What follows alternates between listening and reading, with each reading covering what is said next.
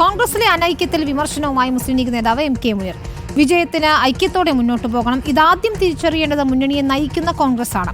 ഹൈക്കമാൻഡും സംസ്ഥാന നേതൃത്വവും വിഷയത്തെ ഗൗരവത്തോടെ കാണണമെന്നും എം കെ മുനീർ ആവശ്യപ്പെട്ടു.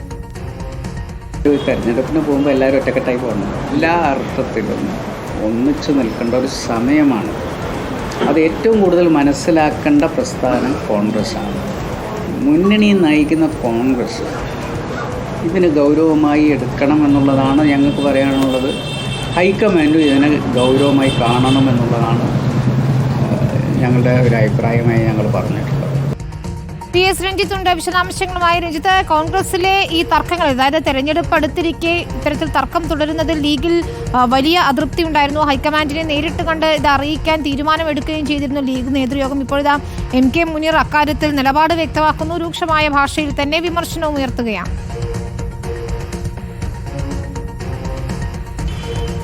വിനീത, ഇക്കാര്യം പറയാതെ നേരത്തെ തന്നെ പറഞ്ഞിട്ടുണ്ട് പി കെ കുഞ്ഞാലിക്കുട്ടിയൊക്കെ. തെരഞ്ഞെടുപ്പിൽ ജയിക്കാൻ വേണ്ടി യു ഡി എഫിൽ ലീഗ് സുസജ്ജമാണെന്നും ലീഗിൻ്റെ കാരണം കൊണ്ട് ഒരു തിരഞ്ഞെടുപ്പും പരാജയപ്പെട്ടിട്ടില്ല എന്നുമൊക്കെ പി കെ കുഞ്ഞാലിക്കുട്ടി പറഞ്ഞത് തെരഞ്ഞെടുപ്പിൽ പരാജയപ്പെട്ടതൊക്കെ കോൺഗ്രസിൻ്റെ കുഴപ്പം കൊണ്ടാണ് എന്ന് പോലും പി കെ കുഞ്ഞാലിക്കുട്ടി പറഞ്ഞു വെക്കുന്നുണ്ട്. മുന്നണിയിൽ ഏറ്റവും ഏറ്റവും മുന്നണിയെ നയിക്കുന്ന കോൺഗ്രസിൻ്റെ ക്ഷയം കൊണ്ടായിരിക്കാം എന്നുള്ള അർത്ഥത്തിൽ തന്നെ പി കെ കുഞ്ഞാലിക്കുട്ടി അത് പറഞ്ഞിരുന്നു. പിന്നീട് ഈ ഹൈക്കമാൻഡിനെ കണ്ട് കേരളത്തിലെ കോൺഗ്രസിനകത്തുള്ള പ്രശ്നങ്ങൾ പരിഹരിക്കാൻ ഹൈക്കമാൻഡിൻ്റെ ഇടപെടൽ ഉറപ്പുവരുത്തുന്ന രീതിയിലേക്കും ലീഗ് നേതൃത്വം പോയിരുന്നു. ഇപ്പോൾ അക്കാര്യം പരസ്യമായി തന്നെ എം കെ മുനീർ തുറന്ന് സമ്മതിക്കുകയാണ്.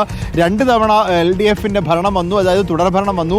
ഇനിയും ഒരു തുടർഭരണം വരും എന്നുള്ള പ്രതീക്ഷയിൽ LDF മുന്നോട്ട് പോകുമ്പോൾ ഭരണം തിരിച്ചുപിടിക്കാൻ UDF അവസാന ബസ് മുന്നോട്ട് പോകുമ്പോൾ അതിൽ പരസ്പരം പോരിടുന്ന കോൺഗ്രസിൻ്റെ നേതൃത്വത്തിനെതിരെ രൂക്ഷമായ ഭാഷയിലുള്ള ഒരു വിമർശനം തന്നെയാണ് ഇപ്പോൾ എം കെ മുനീർ മുന്നോട്ട് വെക്കുന്നത്. അദ്ദേഹത്തിന് പറയാൻ പറ്റുന്ന രീതിയൊക്കെ അദ്ദേഹം പറഞ്ഞു വെക്കുന്നുണ്ട്. ഇതിൽ കൂടുതൽ ഒരു മുന്നണിയുടെ ഘടകകക്ഷിയുടെ നേതാവിന് പറയാനും സാധ്യമല്ല.